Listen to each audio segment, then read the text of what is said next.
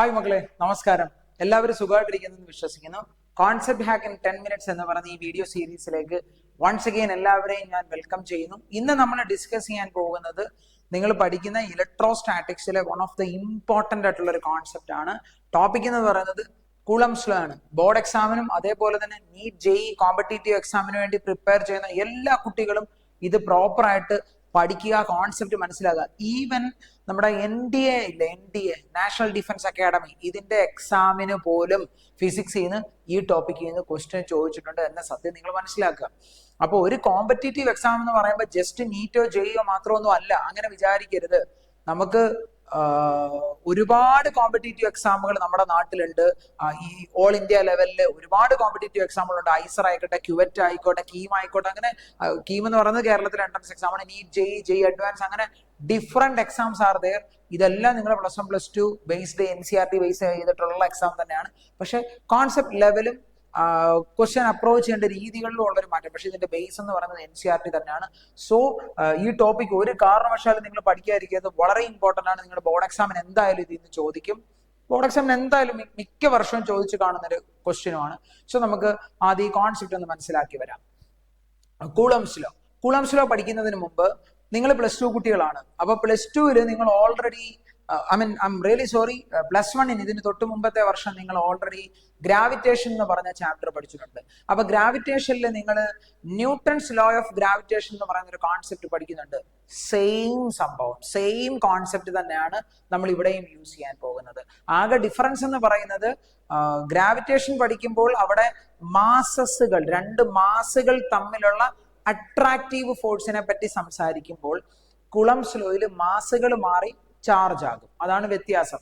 അടുത്തൊരു ഡിഫറൻസ് എന്ന് പറയുന്നത് മാസുകൾ ഓൾവേസ് അട്രാക്റ്റീവ് ഇൻ നേച്ചർ ആണെങ്കിൽ ചാർജിന്റെ പ്രോപ്പർട്ടിക്ക് അനുസരിച്ച് അട്രാക്റ്റീവോ റിപ്പൾസീവോ ആകാം.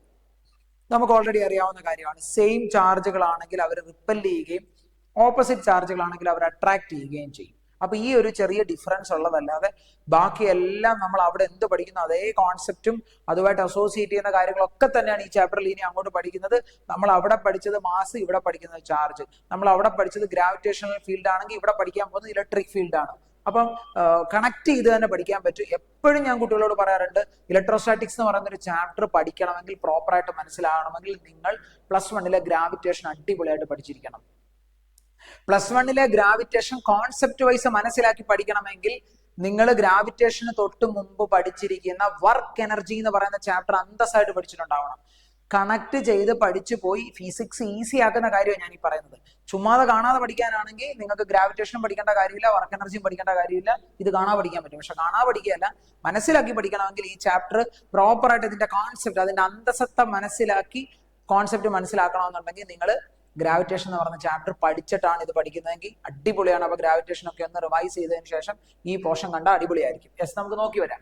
അപ്പൊ കൂളംസ് ലോ നമുക്കൊന്ന് മനസ്സിലാക്കി വരാം. എന്താ കൂളംസ് ലോ പറയുന്നത്? കൂളംസ് ലോ പറയുന്നത് 2 ചാർജുകൾ എടുത്താൽ ഈ ചാർജുകൾക്കിടയിൽ അട്രാക്റ്റീവ് അല്ലെങ്കിൽ റിപ്പൾസീവ് ഫോഴ്സ് ഉണ്ട്. അപ്പൊ നമുക്ക് ഫോർ എക്സാമ്പിൾ ഇപ്പൊ ഇവിടെ ഞാൻ 2 ചാർജുകൾ കൺസിഡർ ചെയ്യുവാണ്. ഇവിടെ ഒരു ചാർജ് ഞാൻ കൺസിഡർ ചെയ്യുന്നു, ഇവിടെ ഞാൻ മറ്റൊരു ചാർജ് കൺസിഡർ ചെയ്യുന്നു. സപ്പോസ് ജസ്റ്റ് നമുക്ക് ഇമാജിൻ ചെയ്യാം, charge of this one is Q1 and this is Q2. just imagine Q1 Q2, 2 positive ചാർജുകൾ, 2 ഐഡന്റിക്കൽ ചാർജുകളാണെന്ന് വിചാരിക്കുക. ഇവർ തമ്മിലുള്ള സെപ്പറേഷൻ ആണ് R എന്ന് നമുക്ക് കൺസിഡർ ചെയ്യാം. ഇവർ തമ്മിലുള്ള സെപ്പറേഷൻ ആണ് R. അങ്ങനെയാണെങ്കിൽ ഗ്രാവിറ്റേഷൻ ലോ പറയുന്നത്, കൂളംസ് ലോ പറയുന്നത് the force of attraction or repulsion, force of attraction, ഇവർ തമ്മിലുള്ള attraction or repulsion between two charges is directly proportional to product of the charges and inversely proportional to square of the distance between them. ഇത് തന്നെയാണ് നമ്മൾ ഗ്രാവിറ്റേഷനിൽ പഠിക്കുന്നത്. അവിടെ പഠിക്കുന്നത് force of attraction between 2 masses ഈ directly proportional to product of mass and inversely proportional to the square of the distance between the centre of masses എന്നാണ് പഠിക്കുന്നത്. അവിടെ നമ്മൾ പഠിച്ചിരിക്കുന്നത് ഗ്രാവിറ്റേഷനിൽ. നമ്മുടെ ഈ ചാപ്റ്ററിലേക്ക് എത്തുമ്പോഴത്തേക്ക് ഇവർ തമ്മിലുള്ള force of attraction proportional to ഈ ചാർജുകളുടെ പ്രോഡക്റ്റിന് and inversely proportional to square of the distance between them. Basic concept ഞാൻ ഇവിടെ കൊടുത്തിട്ടുണ്ട്. The force of attraction or repulsion between 2 point charges is directly proportional to the product of magnitude of charges and inversely proportional to the square of the distance between them. Square of the distance between. വളരെ easy ആയിട്ട് പഠിക്കാൻ പറ്റും. അടുത്ത ഈ ഒരു point കൂടെ just ഒന്ന് ഓർത്തിരിക്കുക. എന്താ? This force act along the line joining between two charges. ഈ രണ്ട് ചാർജുകളെ തമ്മിൽ കണക്ട് ചെയ്യുന്ന ലൈൻ ജോയിനിങ്ങിലാണ് ആ ഫോഴ്സ് ആക്ട് ചെയ്യുന്നത്. വളരെ ബേസിക് ആയിട്ടുള്ള കാര്യമാണ്. ക്ലിയർ ആണല്ലോ? ഇതിനെപ്പറ്റി ഇനിയും കൂടുതൽ കാര്യങ്ങൾ നമുക്ക് പഠിക്കാനുണ്ട്. പെട്ടെന്ന് കുറച്ച് കാര്യങ്ങൾ മനസ്സിലാക്കി വരാം. കൂളംസ് ലോയുടെ മാത്തമാറ്റിക്കൽ എക്സ്പ്ലനേഷൻ നമുക്കൊന്ന് മനസ്സിലാക്കി വരാം. എല്ലാവരും ശ്രദ്ധിച്ചിരിക്കണം. ഇവിടെ ഞാനൊരു ചാർജ് Q1 ഉം Q2 ഉം കൊടുത്തിട്ടുണ്ട്. നിങ്ങൾക്കറിയാം Q1 പ്ലസ് ആണ്, Q2 പ്ലസ് ആണ്, പോസിറ്റീവ് ചാർജുകളാണ്. അപ്പോൾ ഉറപ്പായിട്ട് ഇവർ തമ്മിൽ എന്ത് ചെയ്യും? റിപ്പൽ ചെയ്യും. സെയിം ചാർജ് ആണ്. പക്ഷെ ഇവിടെ പ്ലസ് ആണെങ്കിൽ ഇവിടെ എന്താ? മൈനസ് ആണ്. അതുകൊണ്ട് അവർ തമ്മിൽ എന്ത് ചെയ്യുന്നുണ്ട്? അട്രാക്ട് ചെയ്യുന്നുണ്ട്. നമുക്കറിയാവുന്ന കാര്യമാണ്. ഇവർ തമ്മിലുള്ള സെപ്പറേഷൻ, ഈ ചാർജുകൾ തമ്മിലുള്ള സെപ്പറേഷൻ ആണ് 6. നമുക്ക് രണ്ട് ഐഡന്റിക്കൽ ചാർജുകളെ ജസ്റ്റ് ഒന്ന് ഇമാജിൻ ചെയ്യാം. Q1 ഉം Q2 ആണെന്ന് വിചാരിക്കുക. അങ്ങനെയാണെങ്കിൽ ഇവർ തമ്മിലുള്ള ഫോഴ്സ് ഓഫ് അട്രാക്ഷൻ F എന്ന് പറയുന്നത് proportional to product of charge. അതാണ് ഡെഫിനിഷൻ. തുടങ്ങുന്നത് തന്നെ അങ്ങനെയാണ്.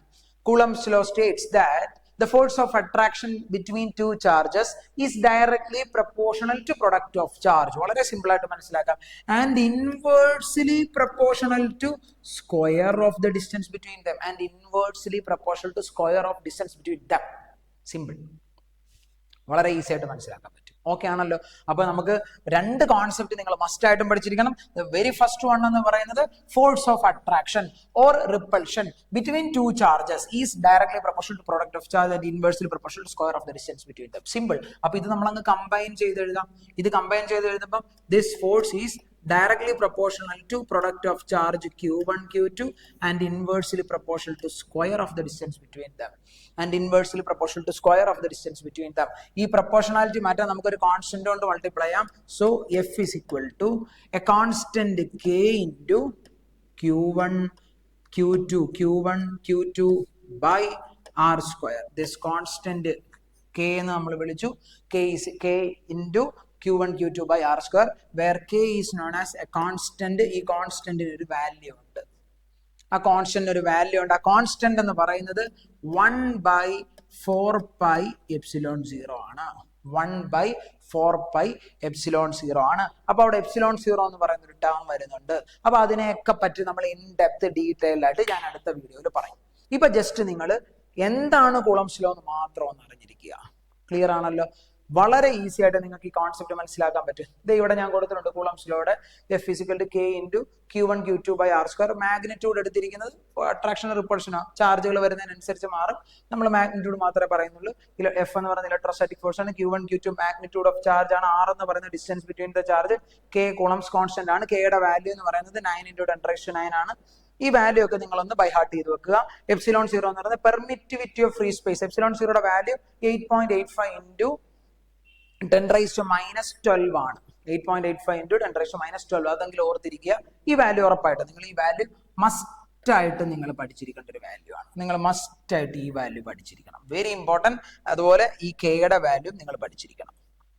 യൂണിറ്റ് ഒക്കെ പിന്നെ കുഴപ്പമില്ല. നമ്മൾ കുറെ പ്രോബ്ലം പ്രാക്ടീസ് ചെയ്ത് വരുമ്പോൾ നമ്മൾ അങ്ങ് പഠിക്കും. പക്ഷെ വാല്യൂ നിങ്ങൾ എന്തായാലും ബൈ ഹാർട്ട് ചെയ്യണം. ക്ലിയർ ആണല്ലോ?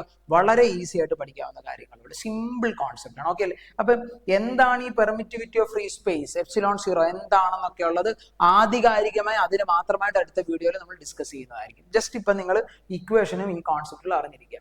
ഇനി ഇവിടെ നിങ്ങൾ നോക്കിയാൽ എൻ്റെ ഒരു സ്പെഷ്യൽ കേസസ് കൂടെ പെട്ടെന്ന് മനസ്സിലാക്കി വരാം. ഇത്രേ ഉള്ളൂ. Like charges. അപ്പൊ ലൈക്ക് ചാർജസ് എന്ന് പറഞ്ഞാൽ ഇത് Q1 ആണ്, ഇത് Q2 ആണ്. രണ്ട് സെയിം ചാർജസ് ആണ്. അപ്പൊ അവർ തമ്മിൽ എന്ത് ചെയ്യും? റിപ്പൽ ചെയ്യും. ഇവിടെ നിങ്ങൾ എഴുതി വെച്ചേക്കുന്ന നോക്കി F12 എന്ന് എഴുതിയിട്ടുണ്ട്, F21 എന്ന് എഴുതിയിട്ടുണ്ട്. ജനറലി നമ്മൾ എന്തേ എഴുതത്തുള്ളൂ? നമ്മൾ ജനറലി ഇവർ തമ്മിലുള്ള ഫോഴ്സ് ഓഫ് റിപ്പൾഷൻ ഇപ്പൊ F ആണ്. ഫോഴ്സ് ഓഫ് റിപ്പൾഷൻ F ആണ്. ആ Fനെയാണ് ആക്ച്വലി ഞാൻ എന്തെന്ന് വിളിക്കുന്നത്? F12. അത് തന്നെയാണ് ആര്? F21. ഇവര് ഈക്വൽ ഇൻ മാഗ്നിറ്റ്യൂഡ് ആണ്, ഓപ്പോസിറ്റ് ഇൻ ഡയറക്ഷൻ ആണ്. അതായത് ഇവന് കൊടുക്കുന്ന റിപ്പൾഷനും ഇവൻ തിരിച്ചു കൊടുക്കുന്ന റിപ്പൾഷനും സെയിം ആയിരിക്കും ഉറപ്പായിട്ടും. ഇവൻ ഇങ്ങോട്ട് റിപ്പൽ ചെയ്യും, ഇവൻ അവനെ അങ്ങോട്ട് റിപ്പൽ ചെയ്യും. That's all. പക്ഷെ ഇവർ F12 കാൽക്കുലേറ്റ് ചെയ്യാൻ പറഞ്ഞാൽ F21 കാൽക്കുലേറ്റ് ചെയ്യാൻ പറഞ്ഞാൽ നിങ്ങൾ ഇവരുടെ പ്രോഡക്റ്റ് തന്നെയാണ് എടുക്കുന്നത്. സിമ്പിൾ. ഇവർ തമ്മിലുള്ള ഡിസ്റ്റൻസ്, ഇവർ തമ്മിലുള്ള ഈ സെപ്പറേഷൻ എന്ന് പറയുന്നത് സ്മോൾ ലെറ്റർ R തന്നെയാണ്. അപ്പൊ എന്താ ഈ F12 F21 തമ്മിലുള്ള വ്യത്യാസം?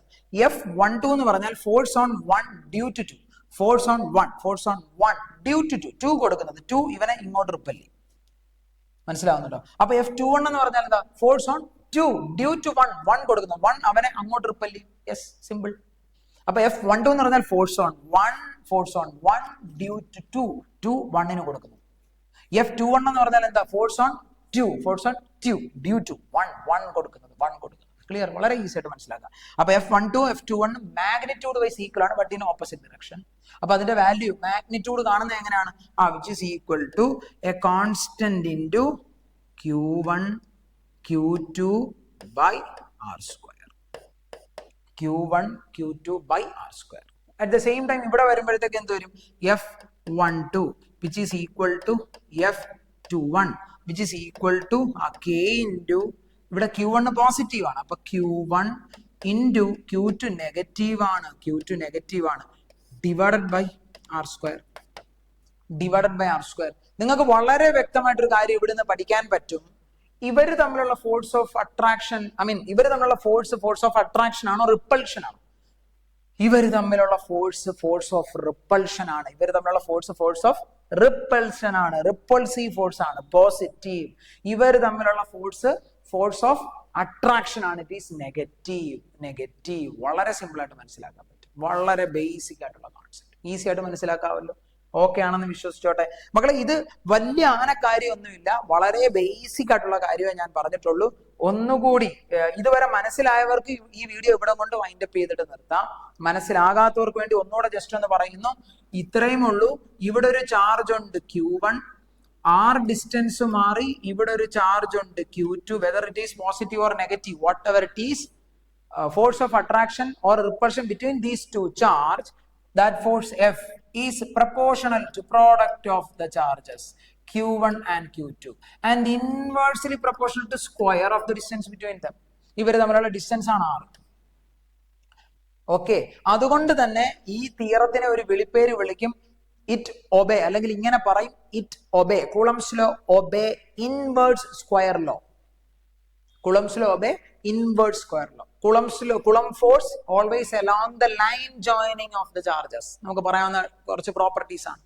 Coulomb's law always along the line joining. അതായത് നിങ്ങൾ ആലോചിച്ച്, ഇപ്പൊ ഇത് പോസിറ്റീവ് ആണെങ്കിൽ ഇവൻ ഇങ്ങോട്ട് റിപ്പൽ ചെയ്യും, അപ്പൊ ഇവൻ തിരിച്ച് ഇവനെ ഇങ്ങോട്ട് റിപ്പൽ ചെയ്യും. കണ്ടോ? അപ്പൊ ഇത് ഇവരുടെ ലൈൻ ജോയിനിങ്ങിലാണ്. ഇതാണ് ഇവർ തമ്മിലുള്ള ലൈൻ. ആ ലൈൻ ജോയിനിങ്ങിലാണ് ആ ഫോഴ്സ് ആക്ട് ചെയ്യുന്നത്. It obey inverse square law. Clear? Inverse square law മറക്കരുത്. സോ ഇവിടെ നമ്മൾ പറയുന്ന force F is equal to a constant into Q1 Q2 by R square. ആ കോൺസ്റ്റന്റിന്റെ വാല്യൂ എന്ന് പറയുന്നത് 1/4 pi epsilon 0 ആണ്. എപ്സിലോൺ 0യുടെ വാല്യൂ ഉറപ്പായിട്ട് നിങ്ങൾ കാണാൻ പഠിച്ചു വെക്കണം. 8.85 into 10⁻⁻12 ആണ്. 8.85 into 10⁻⁻12. വളരെ സിമ്പിൾ ആയിട്ട് പഠിച്ചു വെക്കാവുന്ന കോൺസെപ്റ്റ് ആണ്. അപ്പൊ ഈ ടോപ്പിക്ക് നിങ്ങൾക്ക് പ്രോപ്പർ ആയിട്ട് മനസ്സിലായി, കുളംസ് ലോ സെറ്റ് ആണെന്ന് വിശ്വസിച്ചുകൊണ്ട് ഈ വീഡിയോ ഞാൻ വൈൻഡപ്പ് ചെയ്യുന്നു. അടുത്ത വീഡിയോയിൽ കുളംസ് ലോയുടെ തന്നെ കുറച്ചുകൂടെ ഇൻ ഡെപ്ത് കോൺസെപ്റ്റുകൾ, എന്താണ് എപ്സിലോൺ 0, പെർമിറ്റിവിറ്റി എന്നൊക്കെ പറഞ്ഞ് നമ്മൾ പഠിക്കും, പെർമിബിലിറ്റി എന്നൊക്കെ പറഞ്ഞ് പഠിക്കും. ആ ടേമുകളൊക്കെ എന്താണ്, അതേപോലെ ഈ രണ്ട് ചാർജുകൾക്ക് ഇൻ ബിറ്റ്വീൻ ഒരു മീഡിയം വന്നാൽ എന്താണ്, ഇത്രയും ഡീറ്റെയിലിംഗ് ആയിരിക്കും അടുത്ത വീഡിയോയിൽ പഠിക്കാൻ പോകുന്നത്. സോ കണ്ടുമുട്ടാം. Thank you so much.